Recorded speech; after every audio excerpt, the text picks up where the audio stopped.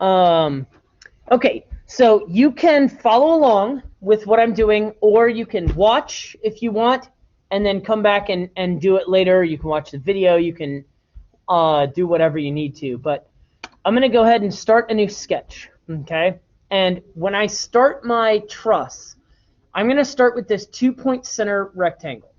And there's actually a very important reason of why I started in this center for the rectangle, and I'll show you a little bit later. But for right now, just know that I want you to start with your rectangle in the center like that.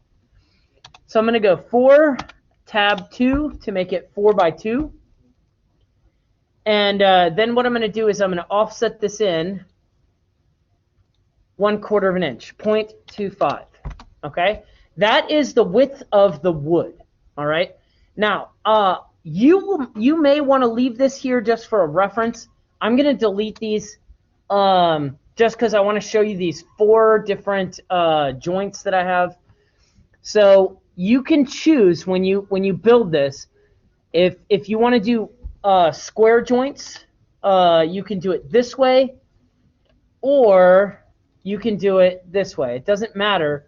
It sort of depends on which direction the force is coming from. If the force is coming from this side and smashing into it or pushing into it, this is the way you want it. If it's coming from this direction, from above, then you probably want it the other way, because otherwise when you put pressure on this piece here, it's going to slide straight down, or want to slide straight down.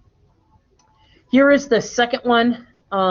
This angled, this is a 45-degree angle, 45 this way, 45 this way.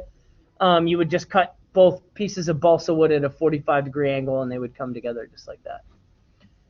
It's the same way they do like trim in your house, or a picture frame or something like that.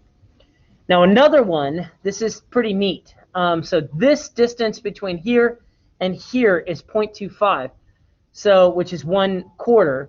I'm going to come down 1/8, or 0.125. I'm going to go over 0.125, or 1/8, and I'm going to come down and close it in. And what that does, it looks a little bit like a step. But what happens is now this one gets cut a little bit shorter, and this one gets cut a little bit longer. This makes a very strong corner. The third one I'm going to show you is an angle with, I'm just going to it's easy for me to draw from the center of this a rectangle out, and I'm going to make it 0.1225, or 1/8 by 0.125. And then I'm going to delete this, and I'm going to trim this. And then I'm just going to delete these reference lines just so you can see. So it comes down and has a little, like a little jet in. And then that glues together, and that's also very strong. Now, when you're doing yours, you can pick one of these and then do it for all of them, or you can pick more than one if you want to. The easy way, I think, is to pick one and stick to it. If you want to practice with all 3 of these, you can. It's whatever you want.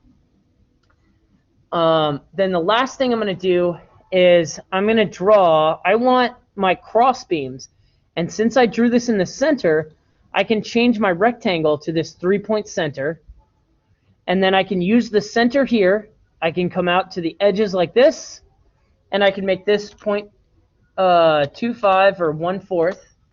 Then I can do the exact same thing in the other direction. So since I centered it, it makes it extremely easy and fast for me to do this. All right. So I'm going to say 0.25. And then this is the last thing I need to do. I need to decide which direction is going to be my long piece and where my 2 short pieces are going to be. And then I need to trim this stuff off. Okay. So I'll just make this direction the long one. I'm also going to make it easier for you. I would leave those if I were you, but I'm going to delete them just so it's easier for you to see what I'm doing. And then I'm going to just go with trim, and the quick key for trim is X. So if you hit X, you can trim, and then hit escape, and it cancels out.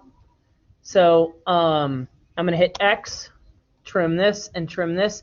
Now, I can trim this part, but if I go to trim this, it says it won't allow me to trim it. So all I have to do is click on it and hit delete. Okay? So I'll do this real quick. I think this is the quickest way to do it, is to click on this, hit delete, then hit X for trim, trim this. Hey now. Why is that not? Trim that and that. Ah, that's weird.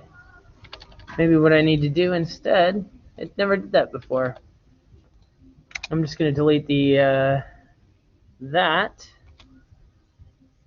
There we go. And then I'll delete this. I'll do that here. X.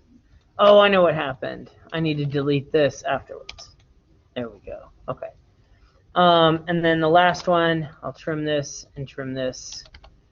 And then I'll delete this. Okay.